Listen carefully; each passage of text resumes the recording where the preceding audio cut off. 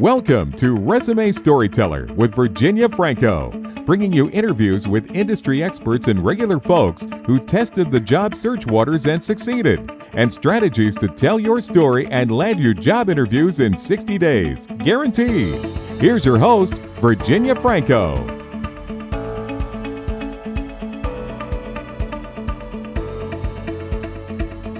Hey folks, I am so excited to have with me today Ed on. I've followed him for years. He knows a ton about job search, but he's actually a recruiter and a job seeker ally, and his passion is networking and helping professionals return to the workforce. He is a veteran of several industries, publishing, financial services, and software, which gives him a really unique understanding and appreciation for all the skills and traits that are valued in a wide range of environments. He is very active in his community and facilitates the job search group, New Jersey Job Seekers in Princeton. He has also previously served as the executive chair of the PSG of Mercer County and as the online community manager for the HR networking group Wine and Dine. Since the fall of 2017, he's also been an adjunct instructor at Princeton Adult School, where he leads a course about LinkedIn. Ed, welcome. Thank you so much for joining me. Thank you so much, Virginia. I really appreciate the invitation to be on the podcast. Thanks very much. Great to be here. So tell me, how did you make the jump from what you were doing before into the world of recruiting? Well, that's a funny story, but like all the best job search success stories, it came from networking. I had gotten to know someone via social media, and I'm sure that's a completely foreign concept for you. So we gotten to know each other. She recognized quickly that I was fairly knowledgeable about LinkedIn, and she invited me to help her do a LinkedIn webcast, an online webinar geared towards job seekers. And so we got along very well from there, and then about 9 to 12 months later, she asked me the classic question, hey, do you know someone who would like to be a recruiter? And I had done a bunch of other stuff prior to that, but I said, well, as a matter of fact, yes, me. How do we move this conversation forward? And fast forward days later, and I had a new job and a new career and ultimately a new passion. That is amazing. And so you're so it totally exemplifies how people find jobs by never applying to a job online. You didn't go apply to be a recruiter, post on 1,000 job boards. You had a skill and you showed how you could use it, and it led to an offer. It led to conversations and then an offer. Yeah, exactly. Although I have to say, this is the first time I've heard of a recruiter becoming a recruiter from having done a webcast on LinkedIn. So I love that, or about LinkedIn. So that is a first. So you work with all sorts of job seekers, I know. What do you see, or is there something that you see that is common in terms of problems that they're facing? Yes, actually, I do see. Look, Virginia, you've had a lot of these conversations. You've had more of these conversations actually than I have. But I think that you have seen certain common themes arise in the past several years. And one that I particularly am passionate about, however, is the employment gap when it's precipitated by caregiving. So when they have to leave to go take care of parents or children or whatever the case may be. Exactly. And, this is extremely common. I see this at least once a week on a resume. I'm sure you see it all the time yourself, right? And people struggling with how much to disclose, what not to, Exactly. All that, it's a huge issue. You don't want to penalize people for being dutiful family members, sons and daughters, spouses, what have you, right? And these are people who are doing a good thing, and yet it is harming their job search. And that makes me crazy. I completely agree. And I'd love to. So tell me the second one, but then I want to loop back and ask you a question about that first one. Of course. So helping people address an employment gap. Yeah, because you're right. They're penalized. Yeah. They're penalized for being good human beings, and that's not fair. Exactly. I mean, it just goes to the old saying, no good deed goes unpunished, right? Yeah. Right. And it makes me absolutely nuts when I encounter it. The other thing, however, the other trend that I'm noticing, however, is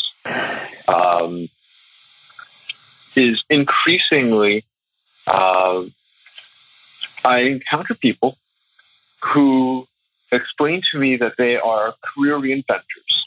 And I'm sure everyone in the coaching and resume writing space had a lot of these conversations, especially in 2009, right? When the Great Recession hit. Mm-hmm. That's right. People who, right? I mean, all these people who had spent decades doing X. Desperation bred reinvention. Exactly. And so, I am seeing some of it again, which surprises me a little bit, but, that's kind of where we are, I guess. I'm not surprised because I'm seeing it a lot more too. I feel like the recession bred it because you were rock bottom. There was nothing, literally nothing to lose. And now things are so healthy the other way that people feel like, again, what do I have to lose? Right. We sort of at both ends of the spectrum. Right. And so on some level, I think, part of the phenomenon that we're seeing is the old golden handcuff thing, right? Mm-hmm. But look, and I know you said you wanted to go back to the employment gap. Yeah. So, I do in the dream world when someone has had to take a break because of caretaking, they've somehow managed to take a course or, use their skills pro bono, and then you can sort of help spin it so that they're continuing their they haven't let their skills die down while they're also being great human beings. But one thing that I struggle with, and I see it all the time, is where the situation that made the person leave was so traumatic or so consuming that it was all they could do to deal with the situation, especially when there's grieving and death and trauma involved, and then and it also required a longer gap than they anticipated. Yeah. They thought they'd be out for 3 to 6 months, and it ended up being 1.5 years. What's your take on how much to disclose? Because people are private about their family, but I've always felt like, well, you have to sort of justify that you've been gone as long as you have. Curious to hear your thoughts on it. Sure, of course. Now, look, like I said, as you know, I'm a recruiter, so I see this rather often, So while hiring managers traditionally want to see continuous employment, they get antsy about anyone who's been out for more than a couple months, typically, right? BLS refers to 6 months plus as long-term unemployed, and if that's right, that's just tough. There's a whole label for it then, But my thought process is that that it's characterized as a personal sabbatical, where you explain briefly, hey, look, I was a caregiver for a loved one, and it necessitated taking this time out because that is important. I agree. I agree. Then, to let them in a little bit as to what happened, but you don't need to go into gory details. But sort of just justify that it took longer. Exactly, and people understand these things, especially if the reader, him or herself, has also experienced it or knows someone who did, right? Because look, there's the illness and the caretaking itself. Then if the most unfortunate result happens, then you have funeral arrangements, then you have estate management, then you have probate, and all the things that go along with that. And I certainly it's going to be a longer, and then and you have to get back on your feet again. Exactly, and that's just tough. So that's absolutely my thought process on how to address it. A similar version of this, of course, can be used as well for those who are those who are dealing with a long-term serious illness. The same approach would work, right? Say, listen, I had a health scare, I had a health concern, it has been completely resolved, and I'm looking forward to getting back to work and demonstrating, that in putting my skills to use on behalf of your organization. Yeah. Ready to hit the ground running. Exactly, and all the messaging that goes along with that, right? Well, you and I are of like minds with that, and I'm so grateful to hear it. Is there something that you find that the people that you're working with, maybe it's on the client side, maybe it's on the job seeker side, are something that is just absolutely surprising them, catches them off guard during their job hunts or during the process? I don't think anything unusual leaps out in that way. That's good. Okay, there's no. This is not entirely true. There's one thing I have left out. Okay. Certain industries, and I have on my mind particularly right now pharma, because that's where I'm currently doing some work.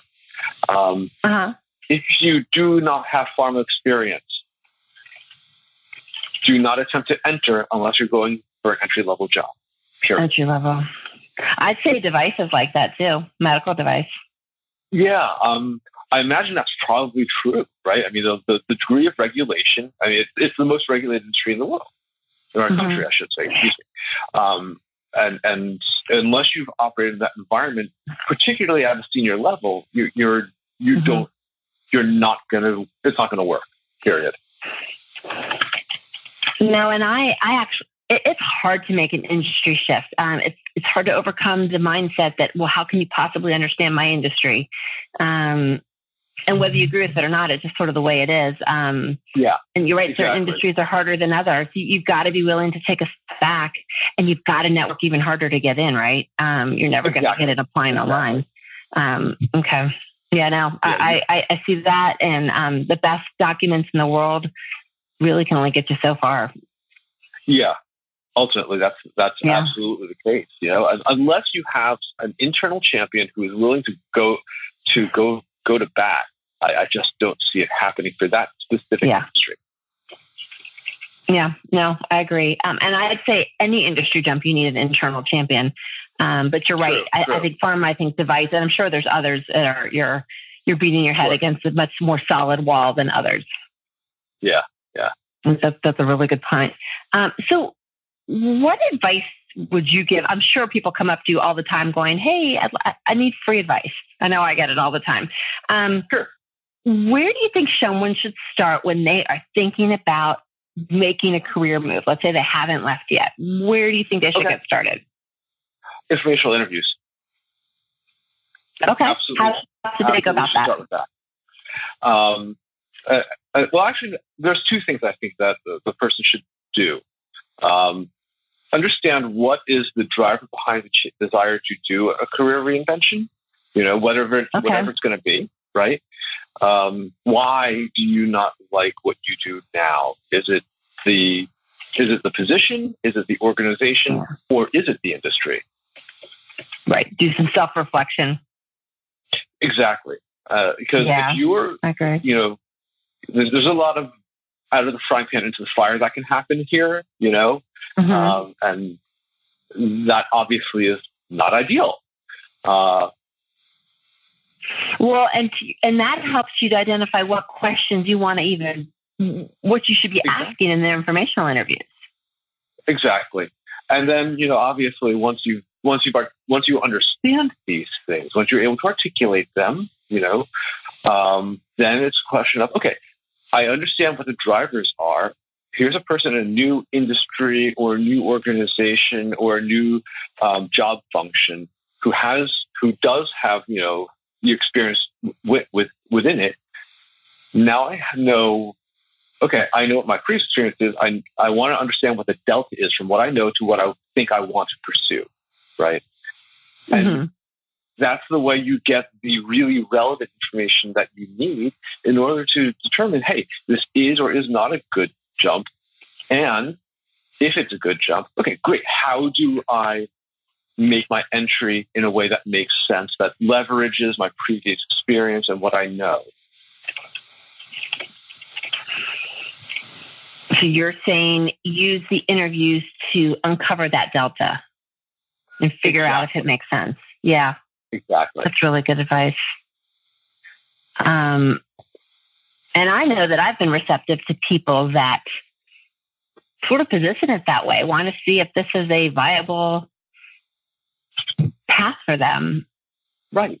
Versus, asking to quote unquote pick my brain with, no specific agenda. Exactly. And I mean, I certainly do appreciate and enjoy just a very relaxed, casual conversation. However, if the person that you're talking with is receptive to helping you, coming at it with a very specific set of questions and a clear, okay, this is what I really need to know, rather than tell me everything about X.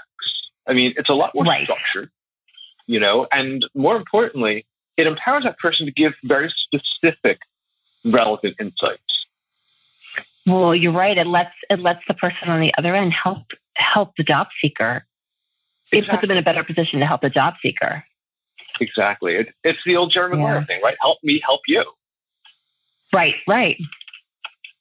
No, that's great advice. What about the person? So we just talked about the person that's looking to make a job search. What about that person who has been at it and it's just not going well? Okay. How do you help them figure that out and guide them appropriately? Okay. So there's a couple of ways that I would try to help such a person. So, and just to be clear, the question you're asking is, okay, someone is doing a career shift. They're not being successful yet. So how do we support that person? Versus the other scenario with someone who was thinking about doing a job search. So they were getting some advice before they jumped in. This is the person who jumped in and it's not going well. Okay. So I think that person needs to approach this from the standpoint of a project and have certain milestones that need to be reached in order to determine, hey, is this a path I want to continue?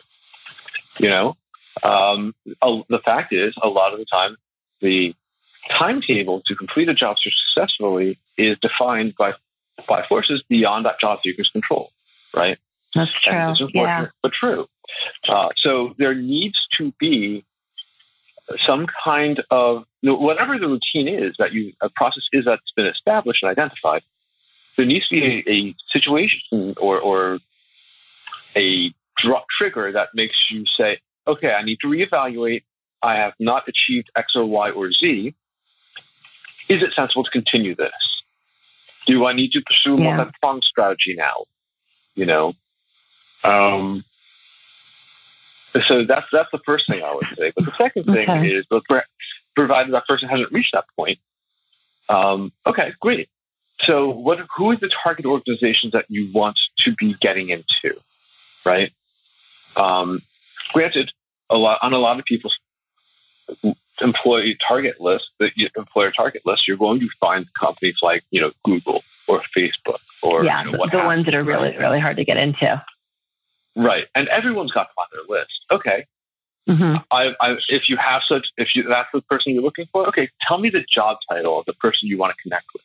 I bet I know someone, or that I know someone who does. Help me to find the connections to help you. I think one of the things that drives me nuts about trying to help people is that they ask a question that is extremely broad and has many possible answers when what they really want to know is something very specific. If my life's ambition is to become an account executive at LinkedIn, because I think they're a terrific organization, and I've been in sales, I've done that sort of thing. That is a much more powerful question to ask, right? That's true than just being very vague about it. And I would argue that a lot of people haven't even come up with lists of employers. They haven't even gotten to that point yet. And so maybe reviewing the milestones. I mean, I know I come across people that have just been applying online, spray and pray. But when you sort of look at their if they do approach it as a project manager and they have milestones, you can quickly uncover that they maybe haven't targeted employers. And, and then you can help them to sort of figure out where the process or where the project has broken down. Yes, exactly. Or, here's another way to look at it. Remember back in high school as we were doing our college search process, right? Mm-hmm. Okay, so you have your reach school. You have the school that you think that you are reasonably certain you have a chance to get into, and you have your safety schools, right? Safety, that's right. Yep. Yeah. It makes a lot of sense to have all of these things represented on a target list of employers. Oh my gosh, that makes so much sense. I don't think anyone's ever put it to me like that. Treat your target list the way you did back in college with your stretches, your got it, and your safeties. I forget what the name was for the ones that you had a decent chance. Yeah, I don't know if they actually ever had a name that I should know that because I'm on my second kid applying to colleges, but I don't remember. So. Are you really? No, but that's brilliant. Yeah. But yeah, I mean, and the thing is, a lot of the demographic I'm talking with is people who do have kids around that age. So putting in that context, it's extremely helpful to them to, say, oh, yeah, I understand exactly what we're talking about here. Think like a college kid. Think like your college counselor was telling you to do. Exactly.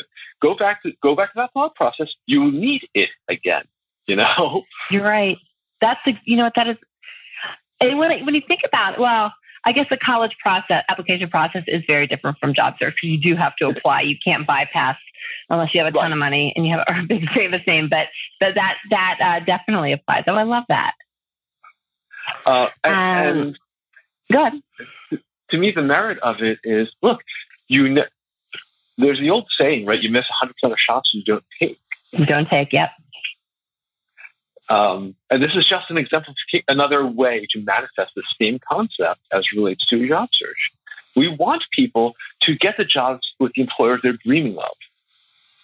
Mm-hmm. You're right. You're right. So recognizing that it's more of a stretch than the others, at least you know where you stand on all of them, I think. Exactly. Yeah. Exactly. No, I love that. So the next question I want to ask you, how you feel like it should be approached with resumes and on LinkedIn profiles. As I see this all the time, clients that feel like they can go in any number of directions. They are career reinventors, and they say, well, I could do sales, I could do operations, I could, I can do it across a bunch of different industries.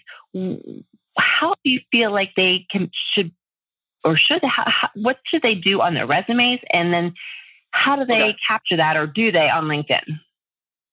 Okay. I love this question. Thank you very much for asking it. You're welcome. Because this is a subject on which I have a number of thoughts, but I will say this. Number one, a friend of mine in the area loves to say that a job search is a journey, and if you have no destination, you will surely reach it. I love that. I've been fond of it I'm fond of it because I remember the first time he told me, said it like 5-6 years ago, something like that. And I'm gonna write that down and put it right in front of myself. I love that. So, the problem is that as a recruiter, if I see a resume and the immediate relevance of the person's background, prior experience, etc., isn't relevant to the position I have in mind, I will have stopped reading within 6 seconds, period. And I've moved on to the next one. Yeah. And while I understand perfectly well that the person is far more than what you see on the resume, the fact of the matter is no one can absorb the entirety of a person short of actually meeting them. So the best thing we got. That's right. And you don't have the time to take the time to dive through and try to figure it out. Right. Exactly. So, and I'm sure you tell your clients this all the time. The resume is a marketing document. If I'm in the market for an SUV, don't waste my time with, a compact. That is not relevant to me. You're telling me features I don't care about, right? I love that analogy.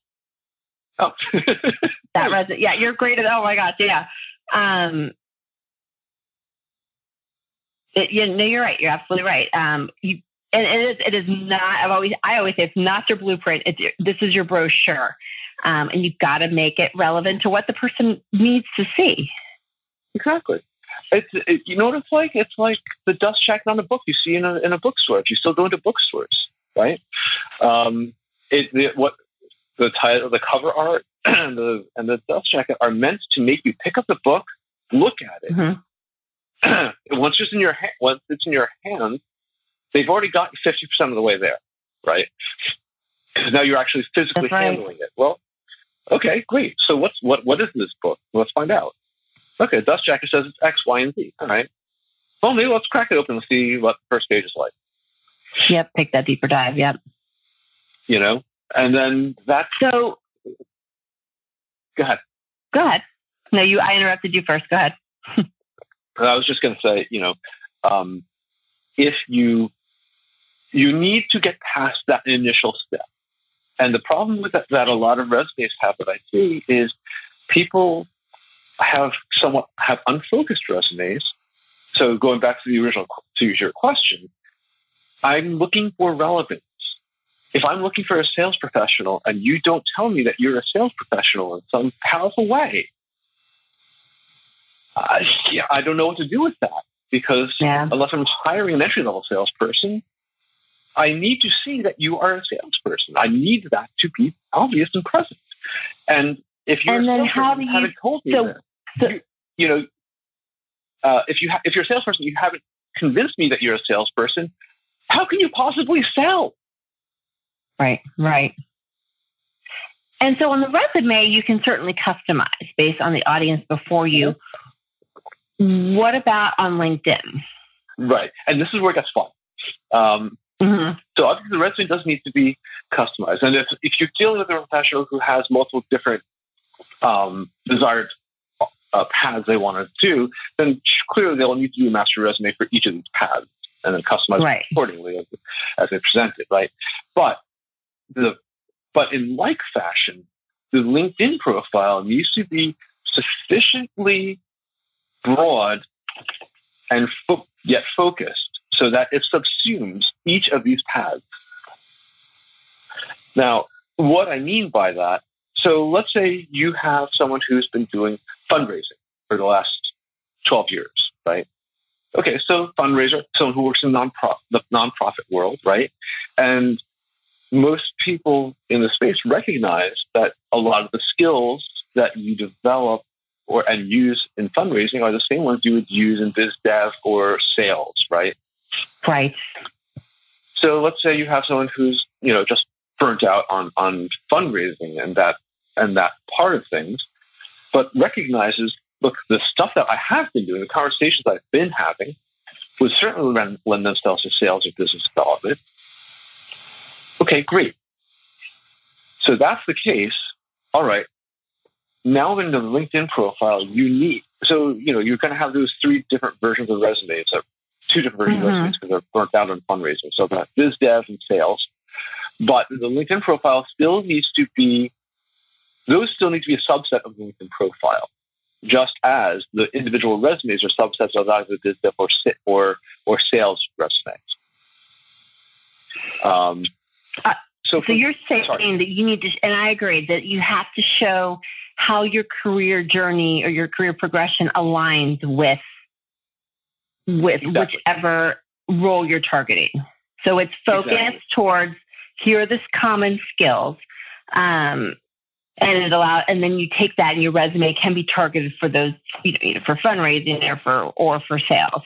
And I agree. And when I work with clients that want to go in a couple different directions, I do try to say, we got to pin it down. There's got to be, I need to see if I'm going to group like skills together, I need to show alignment. You can't be, this is facetious, but you can't be a yoga instructor and a orthodontist. There's got to be some like-minded skills. So, because you have to show how it aligns, or if otherwise the reader will be left confused, and then you've gotten them nowhere. Exactly. And then, there are two things you can never afford to inspire in the reader of a resume or a LinkedIn profile. Those are A, boredom, or B, confusion. Which one do you think is worse? I'm going to go with confusion as being worse. I agree. Because they both stink, but yeah. Unfortunately, the fact is a lot of messaging on resumes and LinkedIn profiles is not exceptional. Because it's unexceptional, fades into the background. But if I remember something because I didn't like it, that is much worse. You're right. Exactly. Oh, so true. Oh, my goodness. So I'm very curious to hear your thoughts on this next topic, which is age discrimination. Go ahead. I want to go back to the LinkedIn profile. Yeah. Concept for a sec. Okay. Yes. Always. One of the things that does tend to inspire boredom is the fact that everyone is detail-oriented, passionate, professional. Yeah, rid of adjectives. Yeah. Yep. And I'm yawning myself as I say it, Yeah. They used to work. I mean, I wrote before the recession, fabulous adjectives worked back then. They don't anymore. Everyone uses them. Yeah. Because everyone was reading all the blogs that have been written and all the articles that have been written since the Great Recession, and now learned the trick. And now it's just, and now diluted. It has no value. Right. Exactly. Yeah. No. But what I do... Yeah, I have to replace adjectives with details about you. Right. And what you just said, that's the heart of where it's going to go. You need to give someone something unique. You need to present them with your unique value proposition, whatever that may be. And if you are able to articulate this, and it's a meaningful, relevant value proposition, they will read the rest word for word. And and we are on the same page. That value prop or that summary might be all they look at. So if you don't leave them with enough information that lets them understand how you're different than others and makes you stand out, they're never going to keep on going. And describing yourself as detail-oriented and experience and all those, you'll never stand out because everyone uses that same language. Exactly. Yeah. Okay. Sorry. Agree. That was agree. No worries. All right. So now let's talk about discrimination. Sure. There's always talk about it. Some industries it's worse than others. Yep. I know I have techniques that I use to try to mitigate it, but curious to know your thoughts on how you educate, clients and job seekers. So so part of recruiting is understanding, you don't have to be an expert on EEO guidelines, but you have to at least be, certainly be familiar with what they are. Yeah. Right. It's basically, it's very simple. Does this person have the skills to do the job? Yes, no. Does the other factors, the packaging in which those competencies reside and walk around and go to meetings and have lunch are immaterial. The packaging is immaterial. Let's focus instead on what are the person's capabilities? What do they bring to the table? And therefore, here's the thing. While I certainly will educate people who express something to me that is a violation of EEO, when I talk with job seekers, what I always tell them is, eventually, these people are going to meet you. They're going to see what you look like and hear how you speak, and they're going to draw certain conclusions from that information. Some of them will be good. Some of them may be discriminatory. But they're going to people, find it out the somewhere. judgment is going to come into play, right or wrong. Exactly. They're going to discover this, present it, therefore, up front, because if you are if you're a person who may be the victim of that kind of discrimination, even if you were hired, you would be miserable there.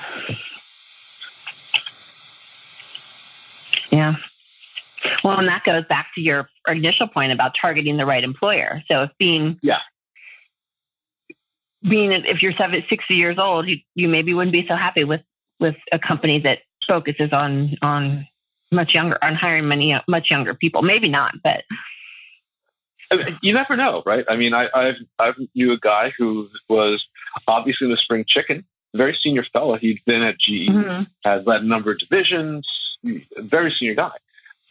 He was being recruited by a lot of startups in the area who wanted a very senior person because they felt it gave them credibility in meetings that there was a, quote, grown-up in the room. Okay. They needed his expertise.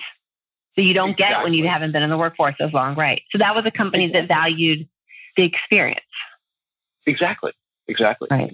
Unfortunately, there are going to be some that haven't gotten that memo yet. And ultimately, they will experience issues of their own, unfortunately. Yeah, no, and I always just try to, when I'm creating documents, I just want to make that a non-issue to start out with, present them as current as possible, use current lingo, current formatting, all of that, so that the packaging does become immaterial. But hopefully you've done your homework to identify the kinds of companies where the culture and the values and all of that align with what's important to you. Right. Yeah. I mean, this is not 100% unilateral. There needs to be a little bit. Not. And unfortunately, that's something else that I realize now is something that makes me crazy about talking with job seekers, because they don't sometimes understand that it isn't all what the employer wants. It can't be. That's right. It's a two-way street. No, exactly. And when you feel like you are empowered to choose companies of interest, it to me, it helps remove the victim complex of everyone thinks I'm too old. Everyone thinks I'm too this or that. Okay, I'd like to move on to a cheerier question. Sure. What are one or two tools that you think that a job seeker or career changer cannot be without during their journey? It's sort of like, I'm going on an island. What do I need to survive? Yep. What would you say?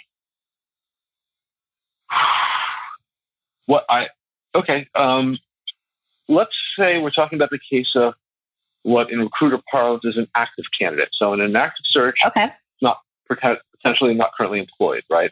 Okay. Or underemployed, which certainly underemployed. Okay. Too. Absolutely indispensable. Absolutely critical. An in-person networking group that meets at least weekly. Absolutely indispensable. How do you recommend they find those? You can find them easily enough on Meetup. Most public libraries will have one. Most larger houses of worship may offer one.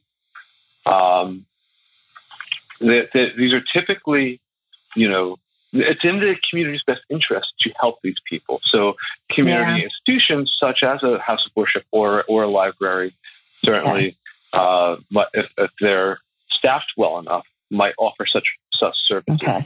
However, so they need support. They need to get out of the house and talk to other people. And they need absolutely to talk with people who are going through the same kind of thing, understand it, because no one else understands it as keenly as someone else who's in search. No one. Yeah. So you need that support. You need also that impetus to get out of your home and not just sit there and blindly click, apply. Yeah. I find that absolutely vital. Yeah. So a job club, yeah, absolutely. Also, outplacement firms, if they have meetings in the area, some of them, usually they offer something of that kind. And eventually, when the outplacement program wraps up, sometimes those people still need to meet. So they'll meet at like a local supermarket or a Panera or, whatever. I love that. Yeah, you're right. Because you can spiral emotionally if you don't have that kind of a regular support. Yeah. No, that makes a lot of sense.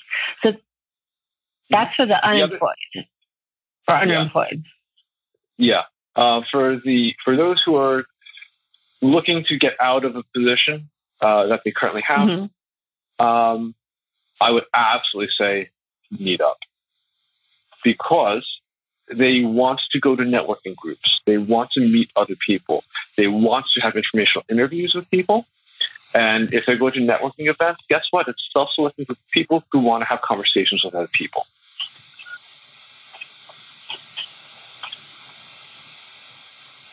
Do you feel like they need to meet as regularly as the active candidates? I don't. The problem is headspace management for the active candidate. That's right. Yeah. So more of a touchstone than a. Yeah. Okay. That's why I consider it so vital for them.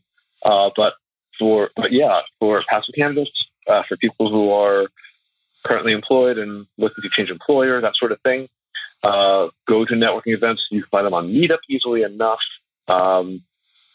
These tend to, again, like I said, be self-selecting groups of people. And you never know where that next opportunity is going to come from, right? I mean, my own career transition certainly is evidence of that.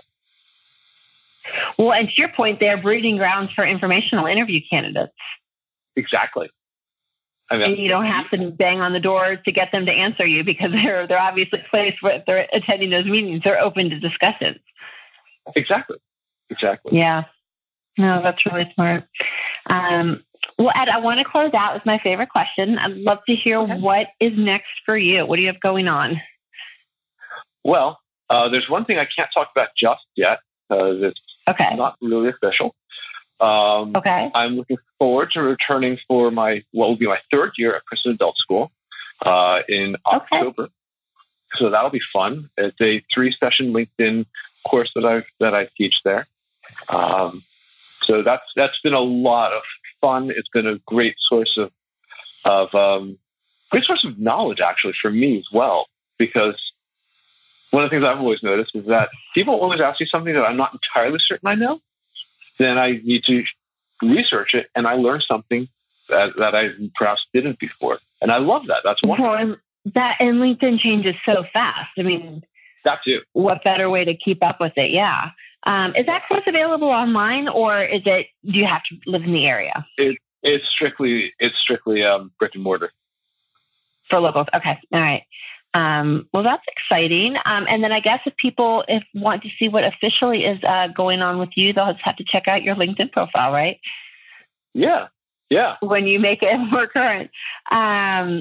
So what if someone wants to connect with you, ask your advice, what is the best way? I've got your social on the bio, but what's the way that you'd like people to reach out to you the most?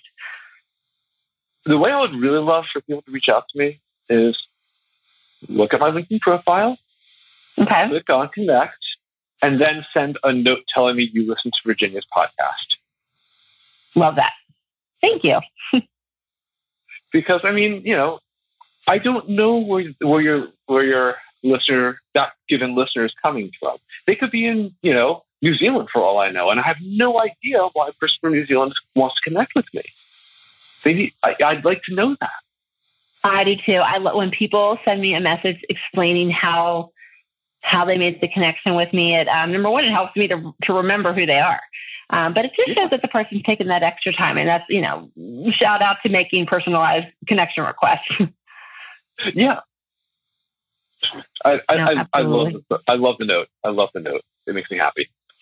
Well, Ed, thank you so much for taking the time. I've learned a lot. I think I have 3 quotes that I'm going to, like I said, print out and frame for future use. I will make sure to quote you. But thank you again, and I hope you have a great week. Thanks very much, Virginia. I appreciate you having me on the podcast. Take care. And you as well. You've been listening to Resume Storyteller with Virginia Franco. To learn more about storytelling strategies to catch the eye of today's skim online readers, hiring and decision makers, go to www.virginiafrancoresumes.com.